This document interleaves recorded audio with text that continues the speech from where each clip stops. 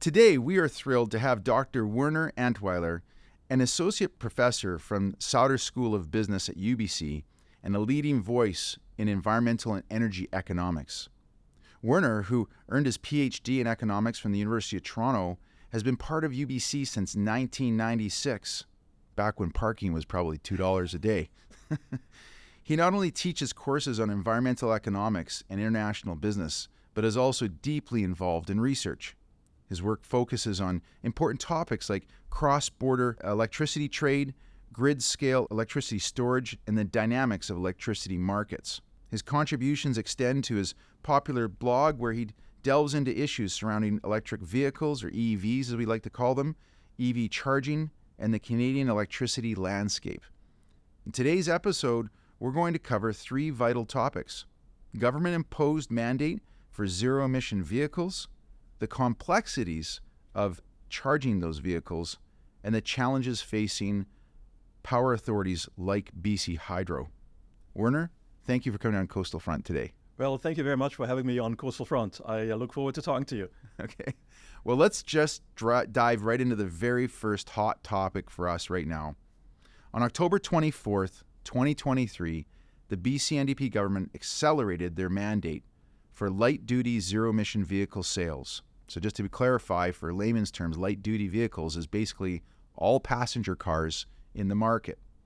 And they accelerated to state that by 2030, 90%, and by 2035, 100% of all light-duty vehicle sales must be zero-emission vehicles. So 5 years ahead of the original target. Very first question is, are we going to achieve this objective?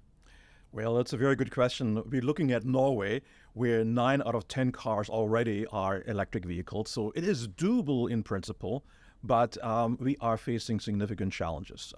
Norway has solved the problem by throwing a lot of money at it. And one of the big questions is, can we make it affordable? Can we make it something that also works for our Canadian car producers? Unlike Norway, we have car producers we need to worry about and their future, especially in provinces like Ontario. So we are facing a lot of questions about how it will work. Werner, I always hesitate to use examples from, New Zealand, Norway, Sweden for a few reasons. Yeah, okay, sure, Norway, they've got snow and ice like we do here in Canada, but I mean that's a very small country and a very wealthy country. I mean, out of all the Nordic countries, it's the wealthiest because of their, ironically, all of the years they've been decades of selling oil. And so I don't suspect that British Columbia or Canada has the level of wealth to afford to be able to do what Norway has done. I mean, I don't know what they've done, but I'm assuming they've just provided massive subsidies to get people buying EVs. Is that what's happened? That is exactly what happened. Okay. They have been solving the problem by subsidizing the transition massively, providing incentives also like reduced cost for ferry rides and access to other services. So all in all, that it's not something other countries will be able to replicate. Mm-hmm. So for us, the question is, can we make it affordable? So that's a transition towards battery electric vehicles and also plug-in hybrid electric vehicles still doesn't break the bank for most British Columbians. And right. That is where big questions loom, because the cost of electric vehicles upfront on purchase is still higher than for traditional gasoline vehicles, internal combustion engine vehicles.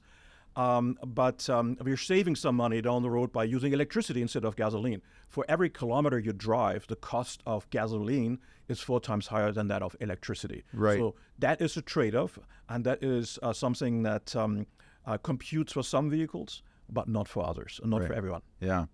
And of course, most EV sales have occurred here in Metro Vancouver. If you look at the last, say, 5 years of data from ICBC, I have a lot of, as we like to call them, redneck friends. We're in towns like Port Alberni that I grew up in, where they're driving trucks and they laugh at, I've got an Ford F-150 Lightning, and they laugh. They're like, I would never buy this vehicle in a million years.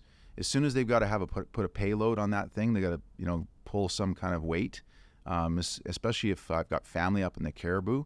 I mean, the weather temperatures get down there to easily minus 10 and 20 degrees Celsius for days on end.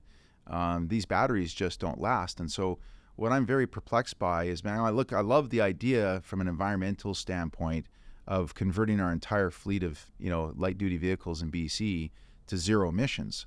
I just don't know how it's possibly going to get done. 90% of those get done in the next 6 years. Yeah, I worry about that too. EVs provide solutions for certain types of transportation. In urban areas, they work great, where people don't drive long distances. Also, where people just use their cars to move light amounts of load and not heavy loads. Yeah. So when we're looking at trucks, then we're looking at a whole different ballgame. And we probably need to look at different solutions to bring down emissions from these vehicles. And that electrification will not be the sole solution here. We're looking at everything from potentially hydrogen to potentially other forms of reducing just the use of diesel fuel and gasoline.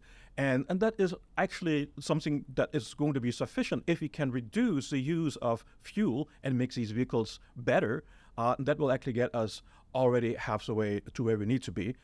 Whereas when it comes to passenger transportation, we can look at electrification in urban areas predominantly, but it will be increasingly challenging when we're looking at rural areas and northern climates like the Northwest Territories, where batteries not only have to propel the vehicle, but they also have to heat the car and provide all the other services we use in a cold environment. And that means the battery range in northern climates will be much less than in an urban environment such as Vancouver. Yeah, absolutely. Really good point. I mean, when I think about towns like Castlegar and Trail in the interior, or if I think about like in the Kootenays, or if I think about a bit more up north like Williams Lake and Prince George, I mean, you've got people out there, hardworking people who use their trucks for work, and they're often carrying more than just their own selves. They're carrying some kind of payload.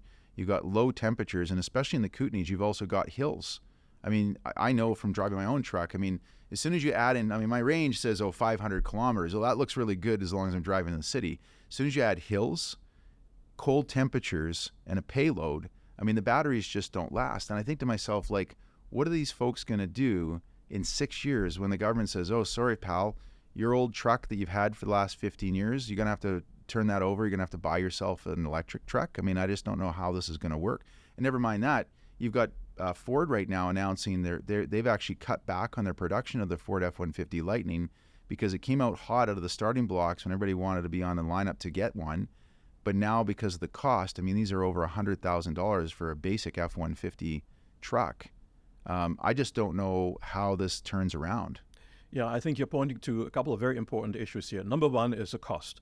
We have early adopters who are very eager to buy electric vehicles that were premium cars. Yes. And that segment is only affordable for a certain part of the population. Right. People who are affluent. Once we're going to look at vehicles for everybody, we need to find ways to make BEVs affordable. And that is not so easy to accomplish because the cost of batteries today is still relatively high. There has been a lot of innovation that has brought down the cost of batteries, but we need to get them down to below $100 US per kilowatt hour of storage, and we're not quite there yet. Yeah. And this point of parity is still a few years out. We're just not quite there yet. And again, it is just not the right solution for everybody. I think that is something we need to understand, that this mandate, if it's comprehensive, it will be a problem in certain areas of our country. Because Canada is a very diverse country. It has a lot of hills, and especially here in BC and mountains. It has a lot of rural areas where people drive longer distances, and we also have a lot of workers who use this for transporting loads. Yeah. And all of that means the one-size-fits-all approach is just not going to work. Yeah. So I think very soon, once we're past the initial hurdle where we deal with the early adopters and they're fine, but when we're getting towards the higher levels of the mandate, 30, 40, 50%, we're going to run into resistance. And so we need to really figure out how we're going to modify those mandates to fit Canada and British Columbia. And that learning it hasn't happened yet because we haven't seen that pain point that we will soon encounter once we're past the sort of early adoption where it's easy, and then it's getting harder and harder. And Werner, when do you think that pain point's going to arrive to us here? Is it going to be in the next 3 years? Is it going to be in 5 years? I mean, again, this mandate is to have 90% of light-duty vehicles be zero emissions in 6 years' time. When do you think we're going to hit that pain point? Yeah, so the mandate takes effect in 2016. That is Canada-wide. Here in BC, we already have a mandate, so it is already in effect since 2019. However, the provincial government has changed it to harmonize it with the forthcoming federal regulations. And the earlier date, which is 2035, which in turn is what the European Union is looking at in other jurisdictions. So there's a lot of harmonization going on. Everybody is copying what everybody else is doing.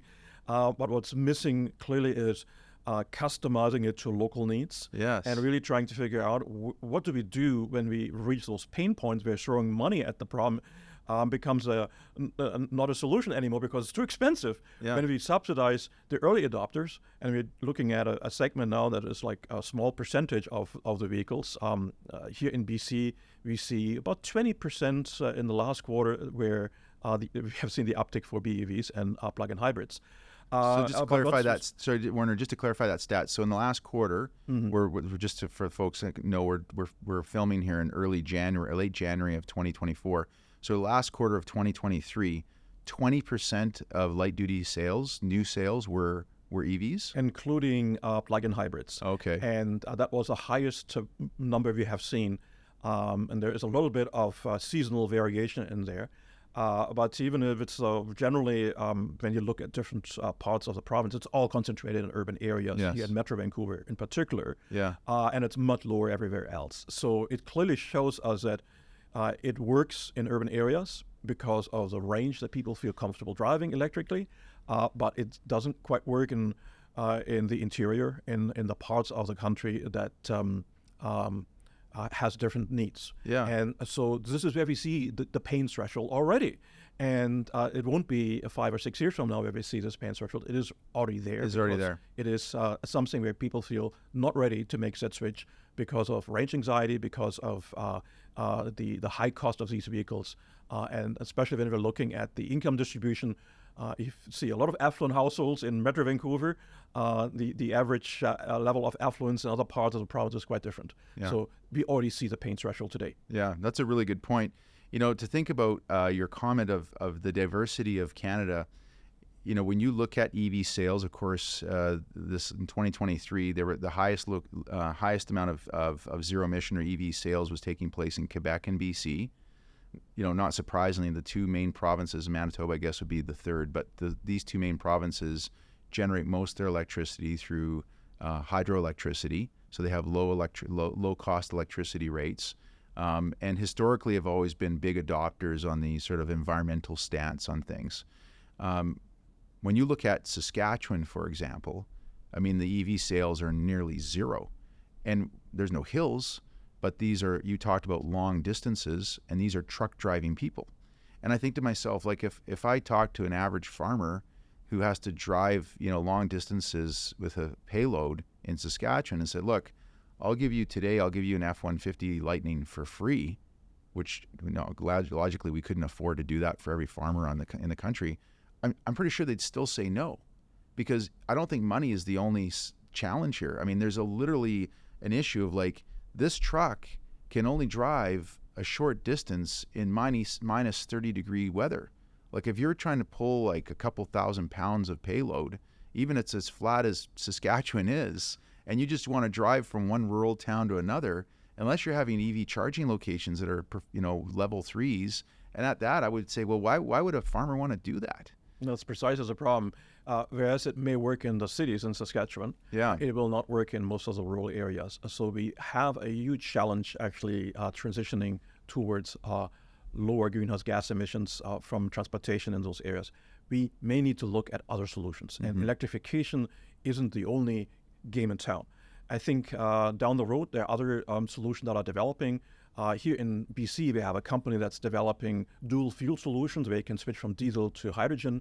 And so to the extent that we can develop cleaner fuels, let's see how we can reduce the greenhouse gas emissions from the existing fleet and how we can actually get all the benefits from still running certain vehicles on diesel fuel, but with a lower footprint. And so we need to kind of look at each area of the transition separately and figure out what is the right solution. The one-size-fits-all is going to be a big problem. That is, I think, very clear here in Canada, but also in other jurisdictions around the world.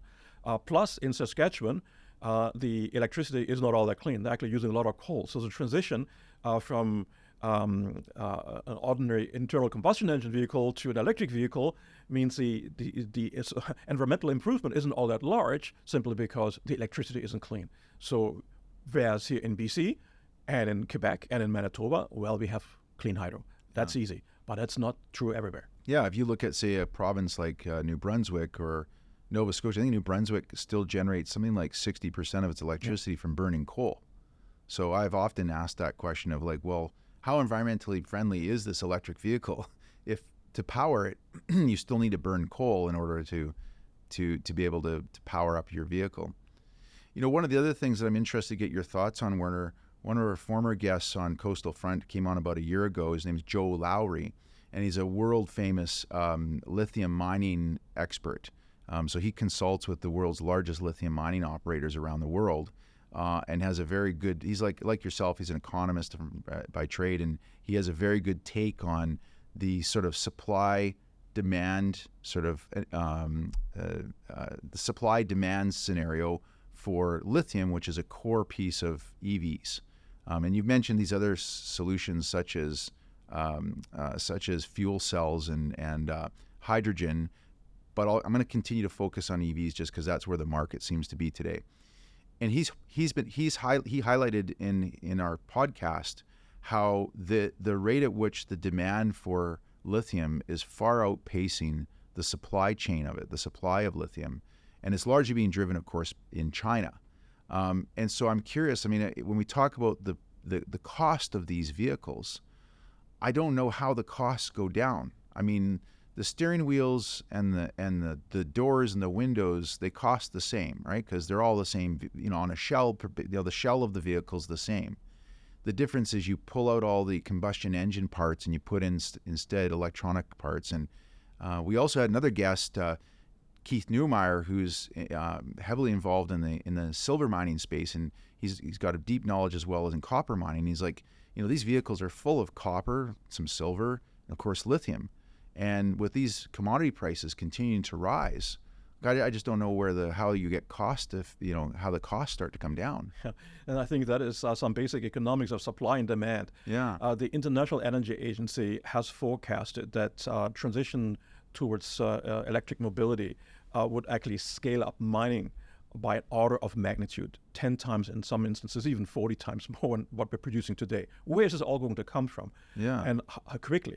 Because there's no such thing as quick mining. There's no such thing as quick mining. It doesn't exist. It doesn't exist. It takes maybe 8 in to 15 Africa, years, but that's still like there. 3-4 years. It takes 8 to 15 years to develop a new mine. Yes. So scaling up also runs into a lot of resistance and new social and environmental issues. For example, in Panama, a Vancouver company that was trying to develop a copper mine faced a lot of resistance. The Supreme Court of this country actually ruled against the law that enabled the mine.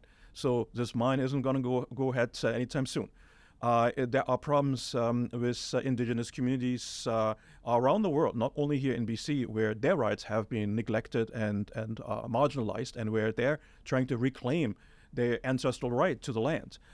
Here in BC, certainly through our process of reconciliation, but also in the Lithium Triangle in Argentina, Bolivia, and Chile, where, again, many of the indigenous communities have been marginalized and disenfranchised in terms of their ancestral rights to the land. All of that is playing out now, where we're looking at mining not only through the lens of scaling up this transition towards electrification, but also towards making mining more responsible and looking at the social and environmental footprint that is going beyond greenhouse gases, but also all the other issues. For example, lithium mining in particular uses copious amounts of water. Mm-hmm. And if you're trying to scale up lithium in arid locations in the deserts in Chile, where will you get the water from? Exactly. Yeah, these are all really good points. Werner, before we jump into the conversation around the infrastructure challenges, I'd like to just have our listeners and viewers understand these mandates. And I should have done this at the beginning, but what are the mandates federally and provincially, and are there other mandates, say maybe in Quebec, that we can talk about, just in real layman's terms, so we understand? I mean, I mentioned it earlier, but let's just go over that one more time. Yes, actually, Quebec and BC were the two first provinces to bring in mandates. And so we had mandates on the books since 2019 that are getting phased in.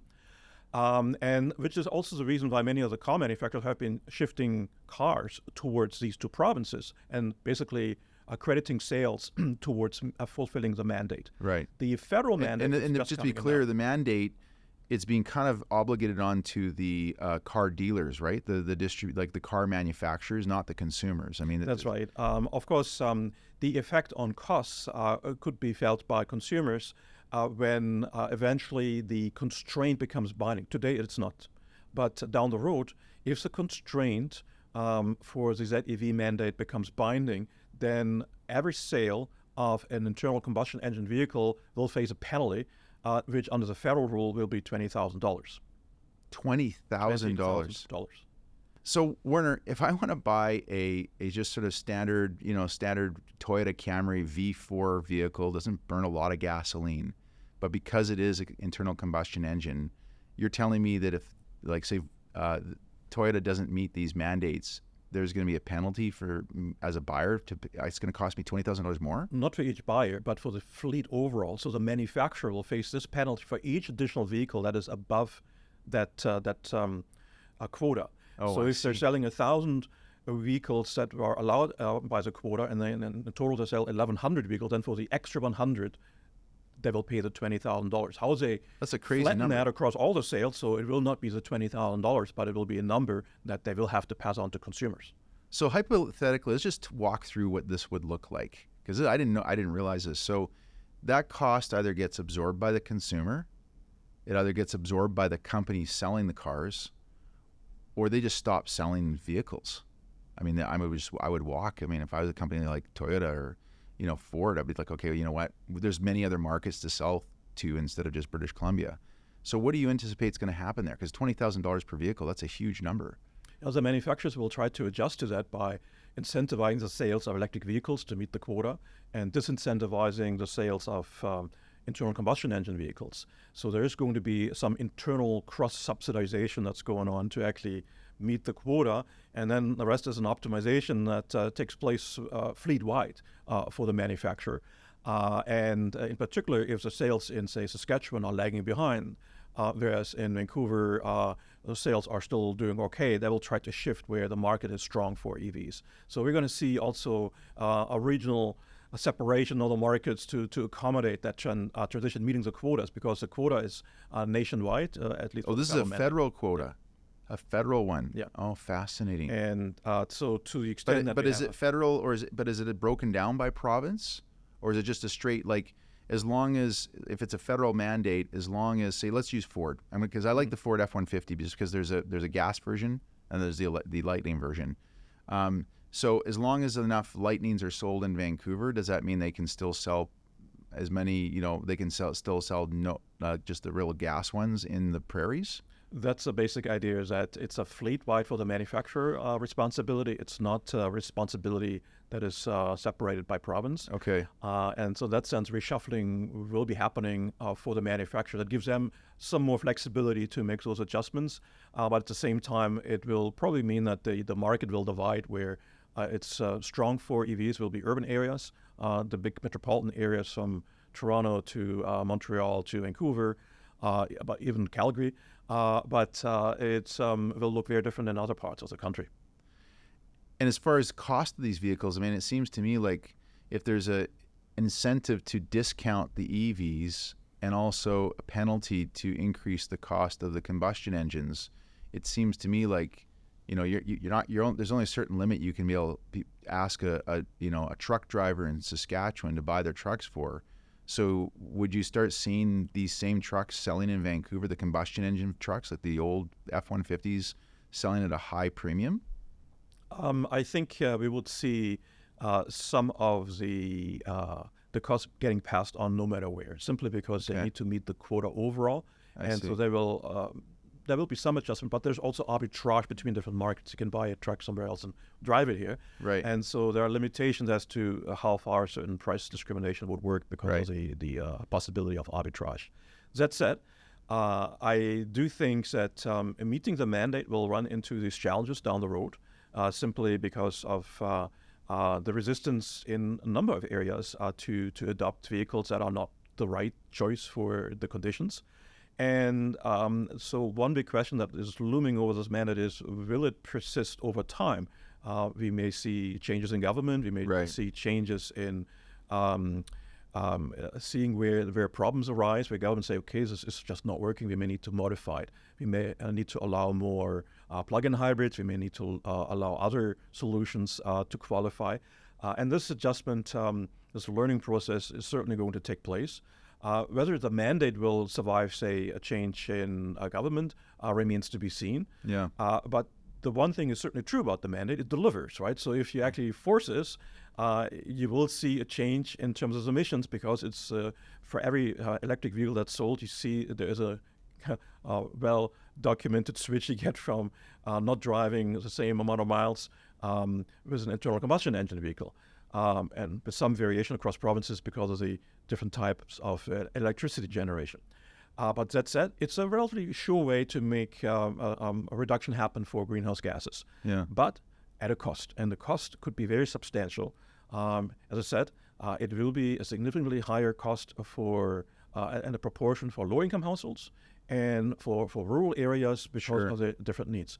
And that remains the unsolved problem, because coming back to the cost of batteries, we don't see the reduction in cost that would be necessary to lead us to price parity. The moment we hit price parity, when it's cheaper to buy an electric vehicle than an internal combustion engine vehicle, sky's the limit. We're done. Yeah, But we're not there yet. No. And we likely won't get there because the cost of batteries is not declining as fast. Last year was the first year in a long number of years where the cost of batteries actually has gone up, because we saw price spikes for nickel and other metals.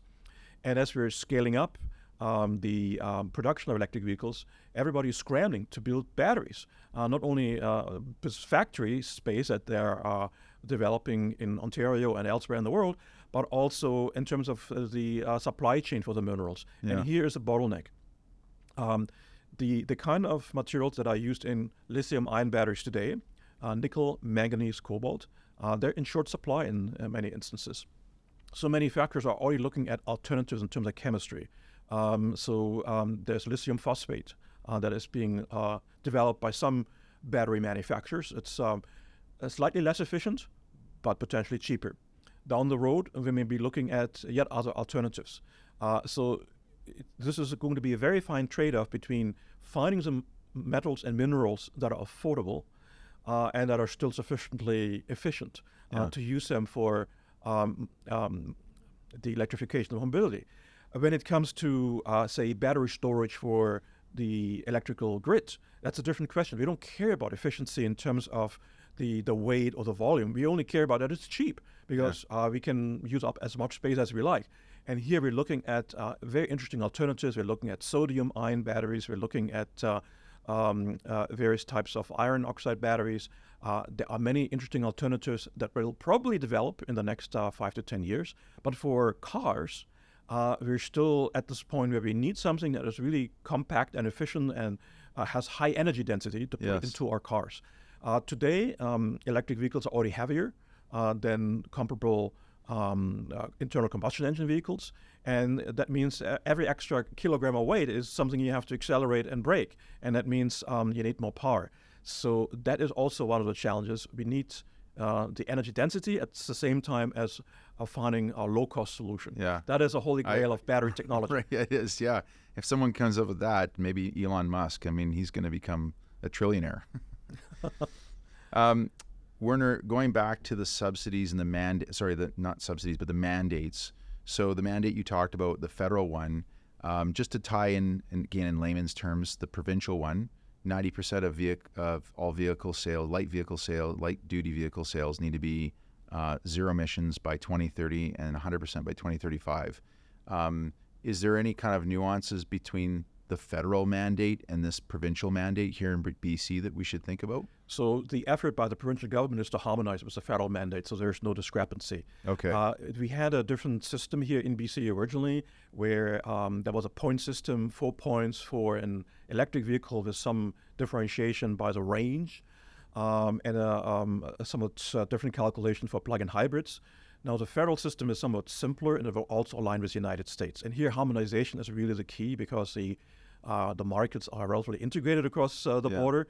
And so integration with policies that are coming out of California in particular and the US will be something that the government of Canada will be striving for. So Are there basically a level federal playing field. mandates in the United States as well? No, it's currently It's coming all- out of California and individual It's states. state-based. Yeah, Okay. but we do see a similar trend now. What is It California's, just by reference? It'd be interesting to know if you happen to know it. California's mandates. What is their? Do you know what their mandate is? They have one that's developed along the same lines of a 2035 mandate. And again, it's because California is often the leader in the United States. They have certain exemptions under the Clean Air Act, and they can develop policies that often become then the national standard, at least for some states, not for all. It is something that we'll probably see developing in the United States, but of course it depends again on who will be in power in Washington, D.C. After the next election. So big uncertainties about the future of these mandates. Individual states do have the right to carry out their own policies in this area, and California will likely continue that path, as they have in the past as well. Canada will be following a similar approach as the European Union, and so again, there's a lot of mirroring of the approach. Yeah. But it's interesting to look at how other jurisdictions are already carving out solutions. In the European Union, Germany actually pushed back against the EU mandate because for a number of reasons, in particular because their car manufacturers think they may be running into challenges selling cars in the future. So what is the solution? Biofuels. So they will allow cars to be sold that are internal combustion engine vehicles as long as they can be fueled up with biofuels. Okay. Wow. Interesting. Okay, this has been really good conversation, and obviously there's some real challenges in front of us here. Are these governments who are imposing these mandates? Because my take is they're not very achievable without, as you said at the very beginning of this conversation, without a high cost. I now want to just envision this world where we somehow overcome this objective and we meet these mandates, and somehow miraculously the cost of producing these EVs drops and everybody's driving around in an electric vehicle and feeling really good about their decision. But the next big challenge that I see personally is the infrastructure of charging these vehicles. And so I want us to spend some time talking about this right now. And maybe just an open-ended question. Do you see, from your research and your lens, an issue around infrastructure of supporting these vehicles and keeping them charged? Yes, I think we face several challenges in this area. Here, particularly in British Columbia, in urban areas, as opposed to rural areas where people own their homes and they own their garages where they can put in a charger.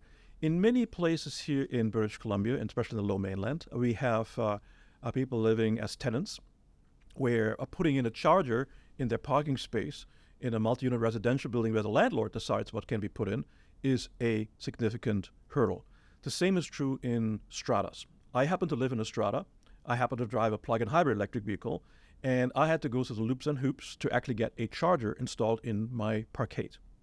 How did this process unfold? Well, first you have to convince your strata council to make that change the bylaws, enable the infrastructure to be put in, especially into the common assets, namely the utility rooms in a building, and then allow the modification of the parkade to have wires run across the length of the parkade, and put in the chargers in the suitable locations. That is a significant challenge because many stratas, even though they may be interested in pursuing this, may lack the expertise, may lack also the infrastructure to make that happen. So stratas is a challenge in multiple directions, not only because of the ability of strata council to change the bylaws and the annual general meeting of doing that. That has been eased. The province has been moving here to actually make it easier. But also simply because many buildings are old. And retrofitting is also a technical challenge in addition to a legal challenge, changing the bylaws or changing, making it possible for owners to pay for it. Simply, there is just not enough electrical infrastructure in many buildings to make it happen, especially when the buildings are older. I would think. So I would think also, maybe you're going to bring this up, but I would think also within a strata building, the third issue might be cost. Yes. I mean, if I'm living in a strata and I either don't drive, or I'm a landlord that I rent to some students that don't drive, Well, why would I want to pay for the cost of putting electrical infrastructure in for charging EVs? Now, that's precisely your problem. There is some infrastructure that is common for the building that will be needed to put things, for example, into the utility room. But most of the cost has to be borne by the individual owner. So I paid for my charger myself for most of it. The strata only paid a few $1,000s for the electrical load study. That is something that is now being mandated by the province that all stratas do, essentially determine to what extent their building is EV ready. Can electrical infrastructure be used for the purpose or not? And that is something that the stratas have to investigate, and that's a cost borne by the individual stratas. And now being mandated, the regulations are just being brought out as we speak at this point. We're expecting it any moment now. Okay. The Canadian Vehicle Manufacturers Association estimates a need for approximately 440,000 EV chargers across Canada by 2035. So at the same time that we are supposedly going to reach this Shangri-La environment of everybody's driving zero-emission vehicles, we need to have 440,000 EV chargers. I'm sure their study is including level 2s and level 3s, because to me, level 1s today, which is effectively what you use to power your cell phone, just doesn't do it. That's right. In most cases. Do you think we can meet this demand? We're not there yet in terms of policies that enable that. And one very central question is the way it splits between public charging and private charging. Okay. To gain the full benefit of the lower cost of electricity, which is you pay the nominal rate here in BC at the margin 15 cents a kilowatt hour. Yeah. You need a charger at home.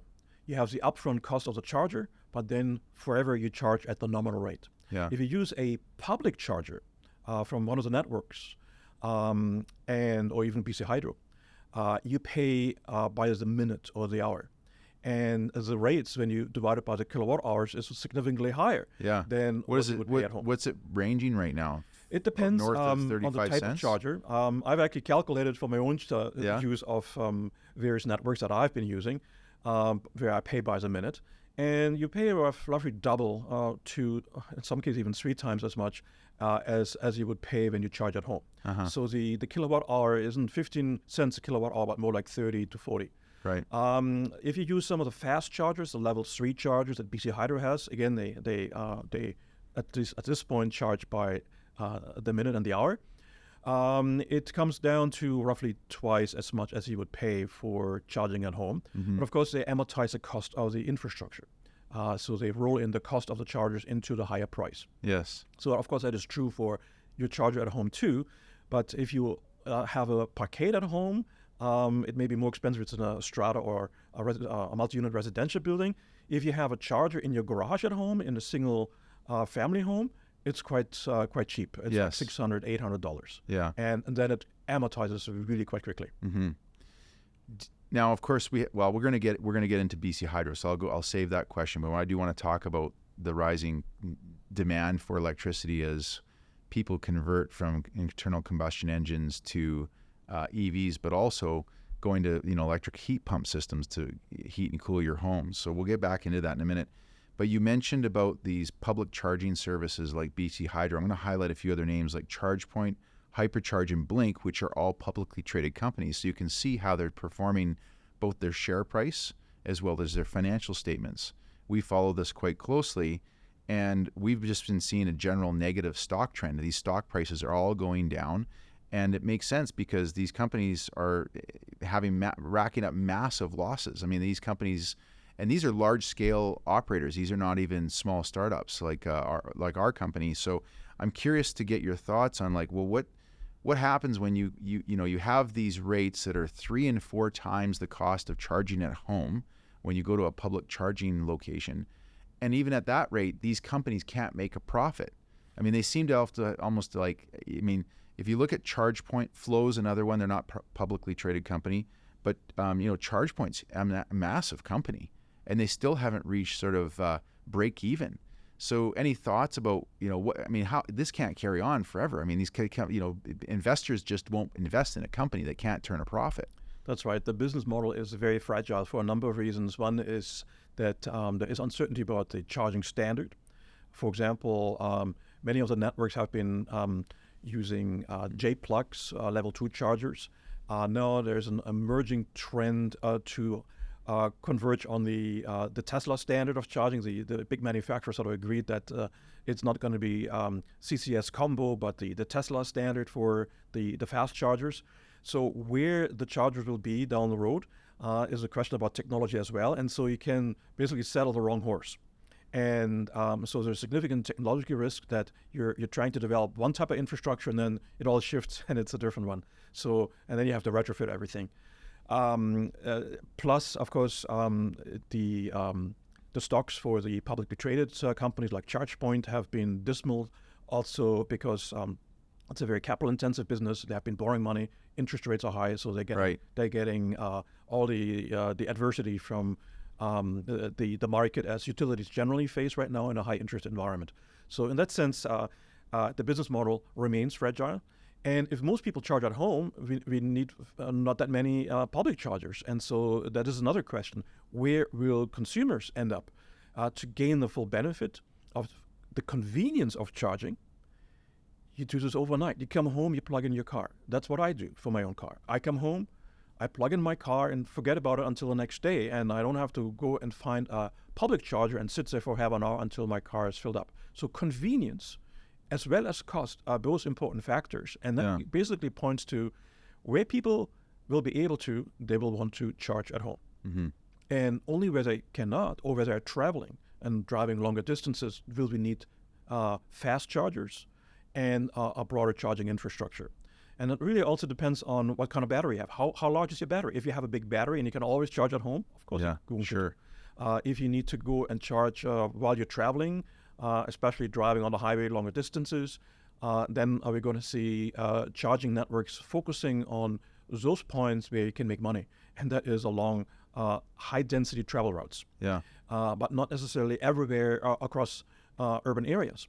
And so when I look at the distribution of public chargers today, it is quite concentrated in a number of destinations where also, say, malls want to attract customers and sort of subsidizing it a little bit, where City Hall may put chargers in their backyard so that, you find chargers in public places, public libraries, other places that are basically travel destinations.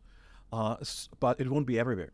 And it won't necessarily reach a density that makes people very comfortable finding a charger conveniently. And then when you arrive, and I can speak to that as a user of charging networks, you arrive and the charger is broken. Yeah, it doesn't work.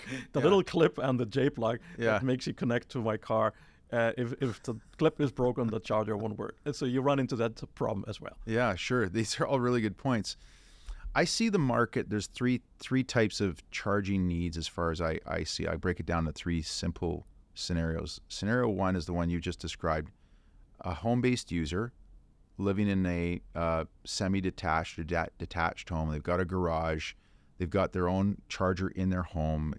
They've had it installed themselves. It maybe cost them $1,000 all in with maybe $1,500 with their electrician and whatnot.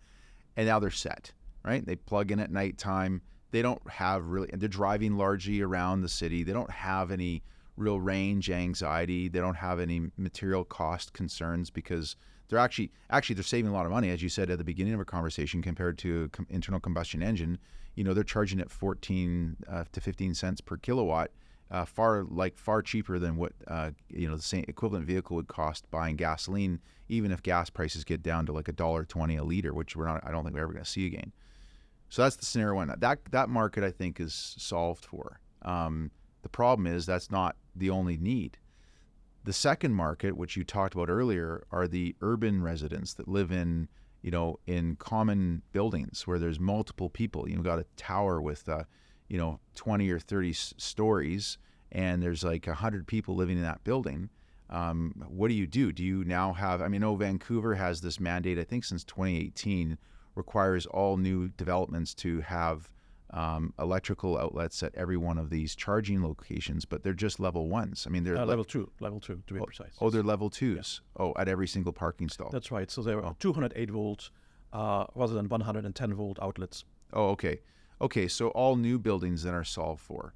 But there's a lot of older buildings that don't have that. You talked about that, Werner. And so what do you do there? Do you now have to retrofit every single parking stall, or do you create a little network of like, 2 or 3 stalls that people all have to share equally, kind of like a laundry service that, in some old building? So that's a big challenge. And then the third, as I see it, is what you highlighted, which is these destination points. And like yourself, I've had the same experience. Last summer, I was in Kelowna in the middle of summer, and I knew where all their level 3 or their fast chargers were. There was a bank of, Electrify Canada chargers. And the previous summer, the summer of 2022, only one of the 5, there's 1, 2, 3, there's 8. There's 8 charge points, 8 charge ports with within 4 stalls. And in the summer of 2022, only one of the 8 charge ports weren't working. This summer, only one of the 8 was working. 7 were not working. I went to the Chevron location on the run, which offer right now these free chargers. They're not working. In Kelowna, I had to drive to 3 different. I went to the Petro-Canada one. Neither of them worked. And these are level 3s. These are people who need a fast charge because they're en route from point A to point B, and they're not wanting to sit there and they can't charge overnight. So I see those are the 3 different markets. I think the first market solved for, I think maybe okay for new builds. The second market is solved for new buildings, but there's a lot of old buildings. And then what do you do? I mean, if companies like Petro-Canada and Chevron and Electrify America / Canada can't make money. And I think about these charging locations. Like I went to Merritt with my truck in February of 2023 for a hockey tournament to drive from Vancouver to Kelowna.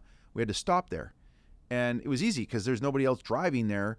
And of course, in the summertime, there's a damn lineup, right, to use that charger. There's probably 8 of them. But I thought to myself, wow, there's a lot of infrastructure built here that's not being used at all during the winter. Like from probably like 8 o'clock at night till 7 in the morning in the dead of winter. Nobody's driving these roads. Nobody's using this. I mean, who's going to pay for all this? I mean, these level 3 chargers, and just to give some context, a simple level 3 single charger in an urban environment with pretty relatively easy access to that power costs about $250,000 for installation. Yep. And the turnaround time with permits from the city and whatnot, you're looking at probably at least a year. So I think to myself, well, who's going to invest in this in order to be able to charge somebody like 35 cents per kilowatt? What are your thoughts? Yeah, this is one of the conundrums. In fact, the ZEV mandate has a provision that you can earn credits not only by selling EVs, but also by installing fast chargers. So there's some incentive for the car manufacturers to get in the game, as there already are. Okay. And so what I kind of expect to happen is that more of the car manufacturers will maybe band together, not just do this themselves, but actually develop a charging solution that is universally accessible across a fleet of different vehicles, where collaboration actually makes more sense than doing this alone. So I do see that development. But again, the business model is fragile, so the money probably will need to come from deep pocket companies, not startups, because Right. the startups are facing this challenge. Where's the market? There are very few spots where you can really earn money. It's very locationally specific, where you have enough traffic and the charging station is actually used enough to amortize it and make it profitable. If you have a charging station that's only used once a day for 1 hour, there's a lot of capital sitting there for very little use. Sure. Whereas look at a conventional gas station, how often is a gas station being used by how many cars get in a given day? Yeah. So the infrastructure amortizes very quickly. Yeah. So this is a problem. To get to the density of the charging network requires a lot of capital and a lot of use during the day. And Yes. if people actually also find it inconvenient to charge at certain times of the day, well, we have a problem too. If it takes half an hour to charge a car or an hour, how many charging stations do you need that are only then going to be used there at a certain time of day? If people drive home from work and they stop by a gas station, it takes 5 minutes to fuel up. If they drive home from work and they're looking at a place where they can fuel up for half an hour for electricity or an hour, we're running into a bottleneck. So we need a lot more chargers Yes. per car than we would need with the infrastructure for internal combustion engine vehicles. So here is, again, the solution to a large extent, is making charging convenient at home at a low rate. Yeah. And then we're running into the problem. I mentioned multi-unit residential buildings, but also people who only have on-street parking, not just Right. people who have a single-family home with a dedicated parking spot or a garage. So here in Vancouver, a lot of people don't have dedicated parking. They park their vehicles on the street. Sure. So where would it be convenient to charge vehicles there? So we're looking at also the infrastructure where you can charge over maybe not a half an hour, but maybe throughout the whole night. And where we trade off convenience for the how fast you can charge. So what are the models that we can develop that work in urban areas? Face these humongous challenges because of the lack of infrastructure, where if you're lucky to find a parking spot in front of your house, you can run a cable, but that's very inconvenient. So if your car is parked down the street, you're out of luck. So we need kind of infrastructure that makes that happen. We need also a very critical look at the existing multi-unit residential buildings, which ones can be retrofitted, and maybe many won't be able to. And then how do we solve this bottleneck? Right. Yeah. These are all really good points. Werner, is there, at the beginning of our conversation, you talked about Norway's adoption, and that you said, I think, that something like 90% of their vehicle sales now are zero emissions, but they've had to, as you admitted, they had to throw a lot of money at it. But with that kind of adoption rate, they must have already faced this issue of charging infrastructure. Again, smaller country, maybe they don't drive as long of distances, but I'm sure many of the challenges they faced are things we have to face. So what has Norway done to be able to address the charging infrastructure? Or are there other parts in the world where you have high adoption of EVs and they're solving for that? Yeah, not yet. Norway is in that sense special because of their the population density is at a level there where it's much more feasible. You don't have... Meaning they have a high population density? Well, they're higher than here in, say, Oslo. But it's in buildings that are much more easily retrofitted. Okay. And that makes all the difference. So you don't have the kind of towers we may have here in very dense urban areas. And bringing the capacity to the buildings hasn't been quite as a challenge. But they also have developed public charging networks, again, by putting a lot of money into publicly owned infrastructure. And to what extent governments really can step in at the end of the day and then basically front the expense by developing charging infrastructure that is then publicly owned as opposed to privately owned. Right. That really depends on the largesse of these governments. So where I look around the world, we're running into the problem like California is relatively high on adoption, but again, most people live in single detached homes where it's relatively easy to retrofit. Multi-unit residential buildings, that's the challenge, that's the frontier. When you go outside Vancouver and look at the more suburban areas, it gets easier. If you're looking at Surrey and you're looking at other parts of the lower mainland. Because the people can charge at home. Yeah, exactly. Right. So it gets increasingly easy. And also where you have new developments, you do it right from the start, and then it's easy too. It's the old buildings where we not only face a challenge for EV charging, but also you mentioned heat pumps, same problem. How do you retrofit older buildings? Yes. When it comes down to the makeup of level 2s in the Canadian market versus level 3s, do you know where we're at today, and do you see a shift changing at all? Like I would think that in some ways, the level 3s are going to be more appealing to the average, driver, because they just get it's 10 times as fast of a charge of a level 2. Any thoughts on those two types of charging systems? Yeah, there's a complementarity. Actually, we need both. Okay. The answer is we both need the convenience for slow charging at home. We also need fast charging for many who otherwise cannot charge at home or who need to travel. So we need actually a combination and to address essentially the needs of all types of users. And in that sense, they are complementary. They're not substitutes in all cases. Okay. You don't do one and the other for individual users maybe, but overall for the overall infrastructure, we need both. And developing that is exactly the challenge because the business model for the level 3 chargers, to what extent they can be made profitable, that will remain very, very challenging. And we see BC Hydro actually stepping into the market, developing their own network. Yeah. And so in that sense, where we see level 3 networks developing quickly, it's typically because the government has thrown a lot of money at it. Right. Either through subsidies in some jurisdictions or through direct involvement of utilities. that are developing that infrastructure. But there's still a role here for the governments and the infrastructure will just not come about all on its own. Yeah. But I mean, is it fair to say that, I mean, if government steps in and does what private industry doesn't do, all you're doing is going from having individual consumers paying for this to all taxpayers? That's exactly right. So either you just have to tax your citizens more in on the whole, or you got to start pulling money away from other areas. That's right. There is no free lunch here. No. And so the ideal solution is if you're choosing to drive a motor vehicle, you should be paying for it. It should be based on, Right. on that choice.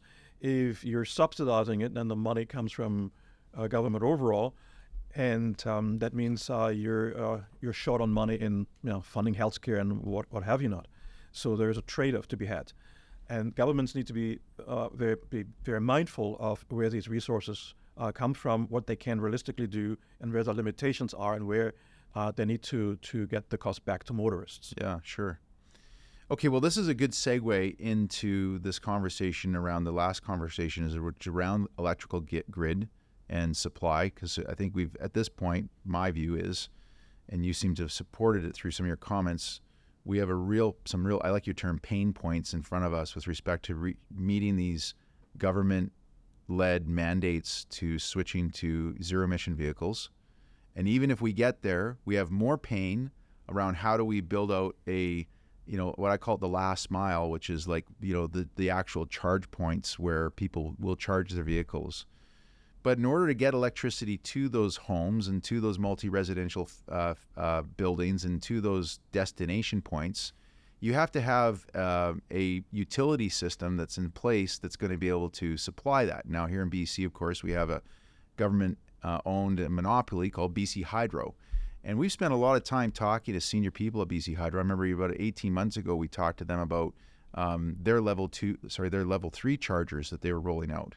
Now, again, this was the tail end of COVID, so maybe it's changed, but he had placed an order for, I think it was something like 20, not 200, not 2,000, 20 additional level 3 chargers to scatter across British Columbia, and it was going to take him 9 months to get them. And so I think, so I don't even know where we start with BC Hydro. From what I understand, we have at least right now, the production capacity, and of course the Site C dam coming on board, that should significantly add to our ability to produce electricity.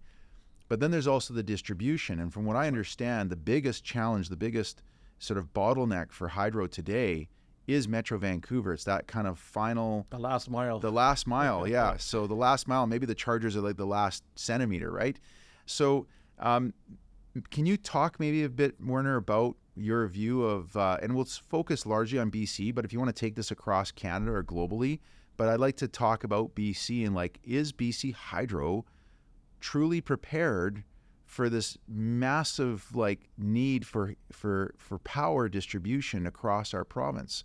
And it's, again, not just for electric vehicles, but as we talked about, electric heat pumps as well. If you add that into the equation, I'm sure that's a factor that moves the needle. So what are your thoughts? Oh, well, first of all, I actually have great confidence in BC Hydro. So everybody listening from BC Hydro, I've actually read their integrated resources plan very carefully. Okay. I'm not worried about generation. I'm really not. There's capacity coming online. There will be there's a clean call for power again. So they will develop new resources. I have no doubt generation is not the issue. If you converted all of the existing internal combustion engine vehicles to electric, and charge them here in BC, we would need to grow our supply about 20%. It's not undoable. So it's perfectly within That's it, 20%? Yeah, so basically also electric vehicles are much more efficient. You need not the same amount of kilojoules and megajoules or gigajoules for propelling a vehicle as you need for electricity, because most of the power, of course, from burning fuel is just going up as heat, and only a small part is propulsion. So if you convert it, and you can do the calculation, I have it on one of my blogs, if anyone is interested, you can do the calculation for each province and see how much more electricity we would need, and it's doable. So no worries here on the long-term. So we don't need to build 5 more Site C dams? Well, 20% is there will be some more sources. But we can look at wind resources here in the province, and we have the perfect backup. So the hydro system to actually buffer the intermittency. So it's all doable. So I'm not worried. And there's even geothermal down the road and other sources. Yeah. So not worried about generation. Distribution is really the challenge. Okay. And that means also the demand side management, because if we all come home at 5 o'clock and we plug in our cars, or we race to the nearest charger, first come, first served, to plug in our vehicles, we're going to have a spike in demand at a certain time, and that is problematic. So there's a dual problem. It's the capacity to deliver electricity to individual homes, because especially older buildings don't necessarily have the capacity. Yeah. And then second, if you all do it at the same time, we're going to have a problem. We need to spread it out, ideally overnight, because there is a peak in the evening, and we want to get away from the peak. Because if you're growing this peak, then we have to import electricity across the border. We have a connection intertied to Washington State, and all the way buying electricity from California and selling it. But we don't want to do that. We have been importing a lot of electricity last year because we had a drought condition in the province, and the reservoirs were running low. We don't want to do that long term. So it's amazing to me, because I don't know. Do you remember when they were having those brownouts in California? In 2000. And, was it 2000? Yeah. And BC was profiting. I think at one point even the state of California, I think, sued PowerX for like predatory pricing. And yes, because there was a settlement at the end of some sort. But that's at. But it's gone the opposite, at least this last year. Last year has been special, but it's extraordinary. And there's climate change in the picture as well, how it's actually changing the rainfall and the conditions of rainfall and concentrating it, and the snowpack is not as thick as it used to be and running quicker. But all that said, the challenges will be more on the distribution side going forward, and basically and not exaggerating that peak. And that basically runs into the generation peak, where we're looking at peak capacity. Here in the province, we have about 12 gigawatts of capacity generating. During that cold spell, we hit that peak. We imported electricity, of course, during that time as well. That provided the flexibility we needed. But on the distribution side, we're also looking at the capacity actually getting it to the consumers. Mm-hmm. And we need to kind of shift the charging over time. BC Hydro has applied to the BC Utilities Commission to bring in time of use pricing. Yes, that comes by no later than June of this year. It's coming forth. Can I pause for a sec so the listeners can understand? So by June of this year, time of use, which Werner has just referred to, means that you can elect, it's not mandated, but you can choose to, as a consumer, switch to a variable pricing model. So right now, if you have an EV in your home, you pretty much right away almost are immediately charging at 15 cents per kilowatt. And so you can choose to go to this model where from 4 p.m. to 11 p.m., I believe it is. No, it's 4 p.m. to 9 p.m. From 4 p.m. to 9 p.m., they're going to add an extra 5 cents per kilowatt for whatever use you take on. And then it goes back to the normal rate from 9 p.m. to 11. 11, and then it goes down. Yeah, and then from 11 to 7, it drops by 5 cents. It's minus 5 cents. That's right. So it's to encourage owners of electric vehicles to plug in their cars, but set the model to not start charging until after 11 p.m. That's right. Yeah. So you need chargers that are programmable. Yeah. The same way your thermostat in your home is programmable. Right. So it's not a charger that you plug in and it starts charging, but where you can actually set the timer to charge when it's cheaper. Yes. And we need these solutions. Whether the TOU model, the time of use pricing that they're bringing in, is the answer completely. It remains to be seen, because our marginal pricing in terms of electricity is very flat, because we're a hydro province, so there's not much variation in the generation cost, and it's mostly because of the imports and exports.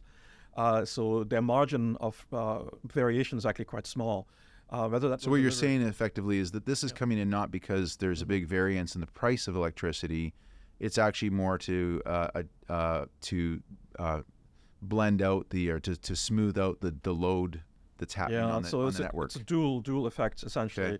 Okay. There is some variation in the wholesale price, which is very small here in our province because of our hydro system.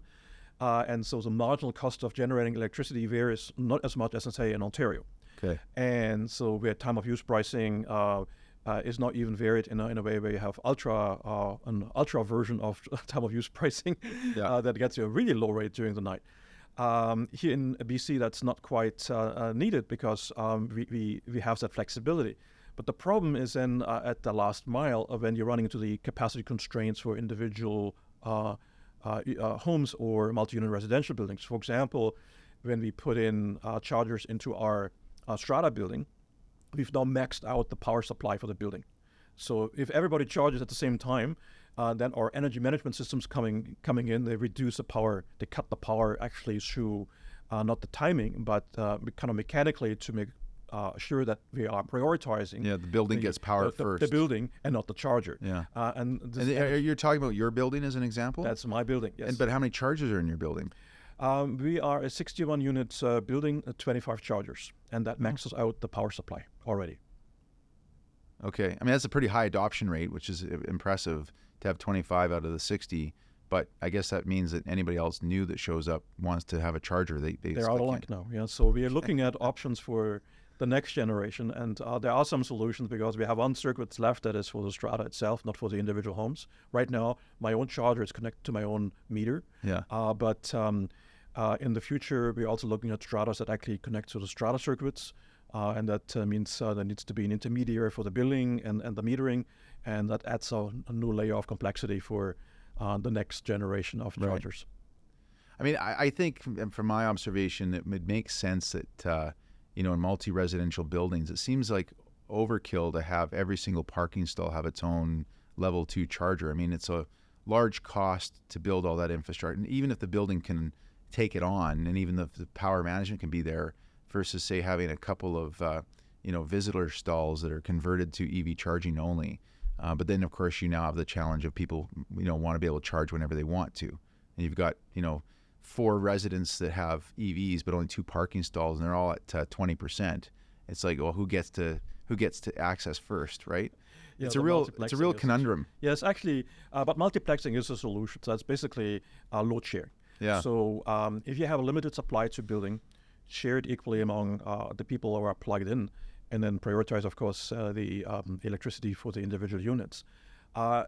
Most of the time that works just fine, because if you can charge over the course of the whole night, like you have 8, 9, 10 hours from the time you get home to the time you're using your car again, and if you can divide it equally, actually it works out actually quite fine, because the average driving distance in the province, if you're looking at urban areas in particular, it's actually even lower. It's like 10, 12,000 kilometers a year, and you basically divide that by 365 days and convert it into kilowatt hours. It boils down to 8 to 10 kilowatt hours per person per year, per day, and that's doable. 8 to 10. Yeah. Okay. And that's actually that is not impossible to charge at a lower rate. Even a level 1 charger will probably do just fine if you have enough time. Yeah. And if you do it often enough every night, and then even if you drive more on one day, less on the next day, it works out roughly. Yeah. That said, bringing in just even putting outlets, receptacles into the strata buildings rather than actual chargers, just a receptacle that is then connected to a central load management unit, will probably be okay. Yeah. So there are options even for multi-unit residential buildings, but it requires some centralized load sharing, and then how do you go about the metering? That is actually one of the challenges too. Yeah. So clearly no easy solutions here, especially because of the metering. When you have load sharing, you need something that keeps track of who's charging and how much. And beyond that, we're really looking at challenges in older buildings. So where we have no buildings, easy, especially the brand new ones, we have a building code mandate.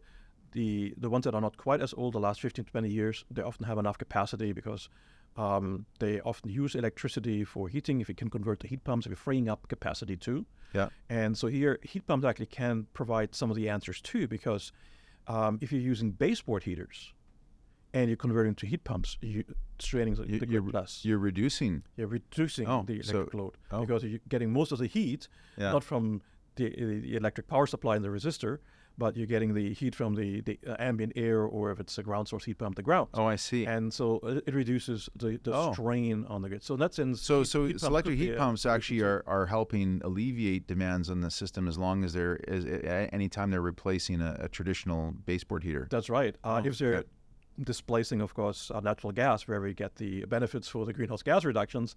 That's a different story. Yeah. And then of course, you're straining again. You're adding load to the grid, and Right. you're not substituting. Yeah. But where you are displacing baseboard heaters with heat pumps, you should see a gain. Yeah. Okay, I want to ask you more about this, the primary market that we've talked about a lot, which is the single family or semi-detached family living in a home. They've got a charger in their garage. I'm going to use my own self as an example. So we have a standard Vancouver 33-foot wide lot with a two-car garage. And, we're kind of like a regular family. We got 3 kids with like video games playing after school. And we've got, laundry going on, and we've got lights turned on. But we have 2 electric vehicles, and we only have 200 amp service. And this is a fairly new build. Our house was built in 2013. And I've been now, 18 months waiting for BC Hydro to try and increase our service, because our breaker has switched off a couple of times. Our breaker panel has tripped because my wife's Tesla and my Ford F-150 Lightning are charging at the same time. What's interesting about load management, my wife can ratchet down her amperage on her Tesla with the software. I can't do it with my truck. It just starts, you plug it in, just charges at the highest rate possible. And so if she forgets to pull that down, and she plugs in and I plug in, and we've got the dryer going and the oven's on and the lights are turned on, it often will break. And we're 18 months now with BC Hydro. And they finally came to us and said, okay, first of all, you have to go and get a electrical engineering sort of study done. We don't have the ability to pull more power from the overhead line from your alley. So now we're going to look at trying to run it underground from the front of your house, because conveniently my neighbor next to me who's building a house has got a big demand for electrical service. So he's putting a little, like a bunker of some type that BC Hydro is going to take over and in front of his property. This engineering research report thing, it's alone $6,500. And then Hydro said, and our fee just to do our analysis after you give us that report is $2,000. And I'm thinking to myself, okay, well, how does the average Vancouver homeowner, afford an upfront cost of $8,500 just to do the analysis of whether they can provide me with an extra 200 amps of service? And I think to myself, we've been at this for 18 months. My father-in-law, he's a 25-year veteran, electrician. And so now he's trying to come up with some kind of load management, sort of solution for us. And he's on the right track. That's what I would recommend too. Listen right. to your dad. I'm listening to him for sure, because this is ludicrous. But I think to myself, if you were to take all the single-family homes in Metro Vancouver, and they all wanted to switch because they've all now driving, instead of driving, one EV or no EVs, to they both have 2 EVs, this is going to be a problem that's going to be repeated over and over again. Absolutely. And Hydro doesn't. So the solution isn't Hydro. I think it's not actually bringing more capacity to the building, because then also you're, at the end of the day, you also have to improve the entire infrastructure, the substations, and you're running into capacity limits there. It's a question about distributing the energy use equally. So if you're looking at 200 amps, if you were running 200 amps times the voltage, and you're looking at how many kilowatt hours you can get delivered to your home, it will be sufficient to charge all your vehicles. No problem. 200 amps will be plenty. What you need is load management. Right. That is the answer. Basically, you've already indicated part of the solution. If your wife can actually reduce the charge on her Tesla, if you could do the same for your vehicle, it would be just fine. Or if you could set a timer on your vehicle to actually only kick in when everybody's asleep.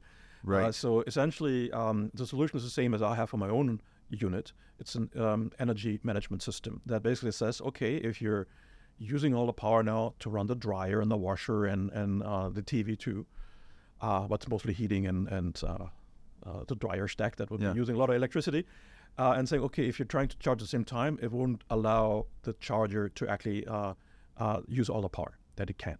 So it just throttles the power to these individual chargers. And so load management is the answer in this case, and you don't need more power to your home. Okay. Because if you do the calculation, 200 amps, if you were to running it flat out at 200 amps, actually you won't. It's like it's a maximum then 80%. 80%. And then, if you were to run it flat out, it will deliver all the kilowatt hours Yeah. that you need. Look at your kilowatt hours overall. You can actually go to BC Hydro and look at the kilowatt hours you use every day, Yeah. and then see now how many amps do I really need to actually get this delivered. If I delivered it completely flat over Yeah. time, I see. you don't need 200 amps. Okay. It's about it's about It's about the peaks. Yeah. right. It's not. Yeah. Okay. That makes sense. Yeah. So the answer is load management. Yeah. Okay. Well, this has been very fascinating. Before we wrap this up, and I do want to talk about your blog and the work that you do, but is there any area when we've looked just to cover this? We've talked about these government government imposed mandates to zero emission vehicles by 2035 and across Canada as well as in BC, and the costs associated with that. We've talked about the complexities of the EV charging network right now, and like how do people charge in this balance between level 2s and level 3s. And then we've talked about BC Hydro and the challenges they face. It sounds like your view is no issues around production of electricity, big challenges when it comes to Metro Vancouver and urban centers when it comes to distribution of that electricity. Have I got that right? I think so. The generation issue is mostly long term, and the integrated resources plan from BC Hydro has looked at all the scenarios for electrification, how fast it's going to be, and even there are some scenarios that allow for a very rapid acceleration.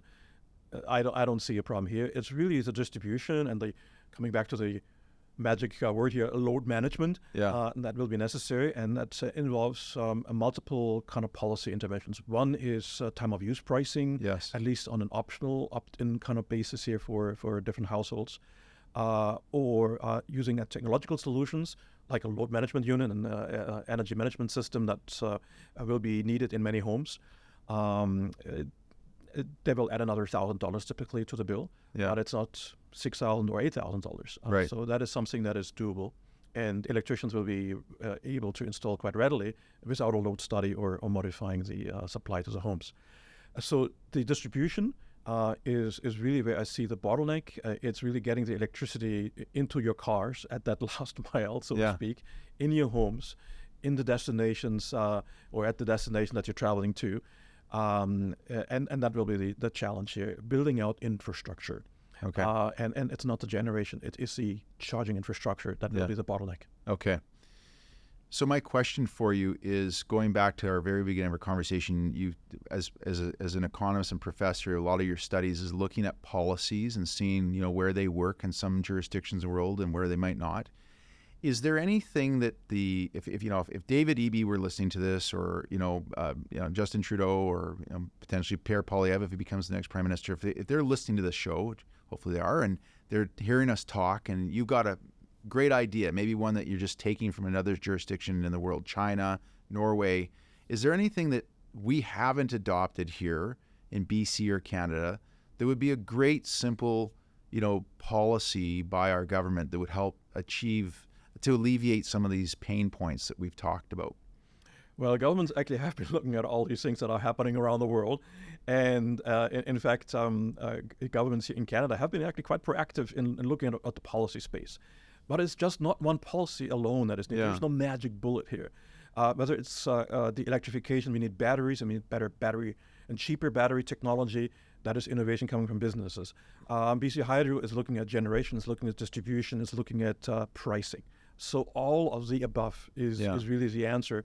And we're looking at I understand that, but what I'm asking, I guess, is there something missing in the... Well, is there just one really kind of creative policy that's not, I'm not talking to solve all the problems, but you go, oh, no one has come up with this in BC, but they're doing it in China, or they're doing it in Norway, or they're doing it somewhere else, and I go, that's kind of creative. That could solve this one problem.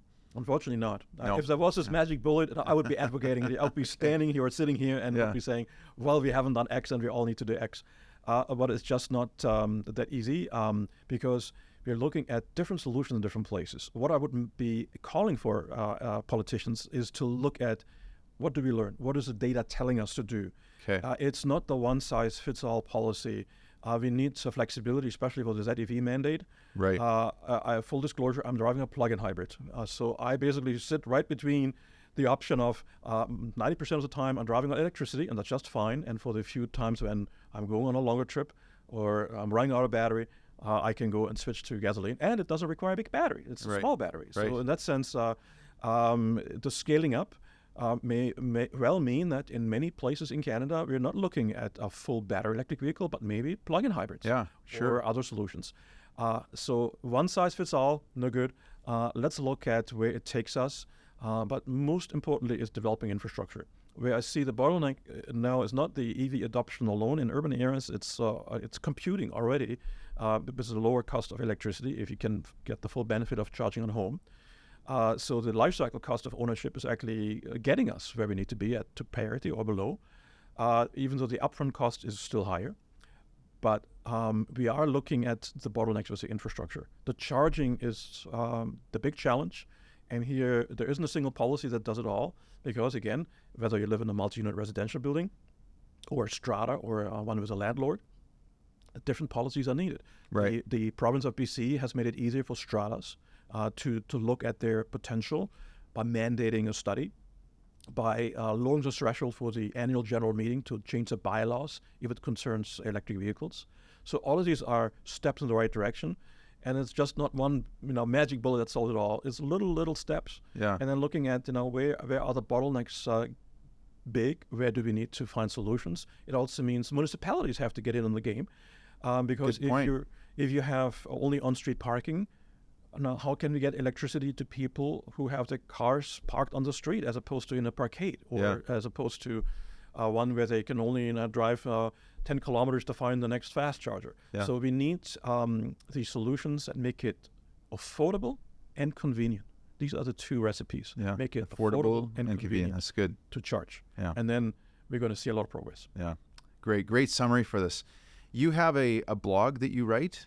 That's right. And how do if someone wants to follow you or learn more about your writings, how do they find your blog? Just Google my name and you'll find me right away. We should help with the spelling. So Werner is Werner, and then Antweiler. Yeah, ANTWEILER.ca, and you'll find my blog. So I write a lot on the electrification mobility, the kind of challenges we're running into, best practices that we see around the world.